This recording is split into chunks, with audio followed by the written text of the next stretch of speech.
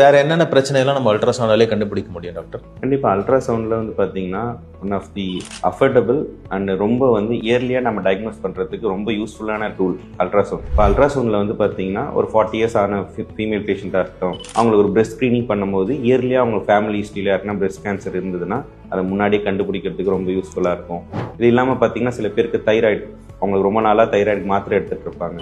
ஆனால் அவங்க வந்து ஸ்கேன் எடுத்து பார்த்துருக்க மாட்டாங்க. அந்த தைராய்டில் கட்டி இருக்கா, இல்லை அதில் கேன்சர் மாதிரி எதனா ஒரு இருக்கா, அதை தாண்டி போகும்போது சில குழந்தைங்க 3 வயசு குழந்தைங்க 5 வயசு குழந்தைங்க வரும்போது அவங்களுக்கு நெறிக்கட்டின்னு சொல்லுவாங்க வயிற்றுல. அதனால் மீசென்ட்ரிக் அடினைட்டிஸ் இருக்கா, இன்டர்செப்ஷன்ஸ் இருக்கா 1 வயசு குழந்தைங்களுக்கு. அதே மாதிரி கிட்னியில் கல் இருந்துச்சுன்னா அது கிட்னிக்குள்ளே தான் இருக்கா, இல்லைனா டியூப் வழியாக இறங்கி மேலே இருக்கா, இல்லை டியூப்பில் கீழே இருக்கான்னு பார்க்கலாம், இல்லைனா யூரின் பைக்குள்ளே இருக்கான்னு பார்க்கலாம்.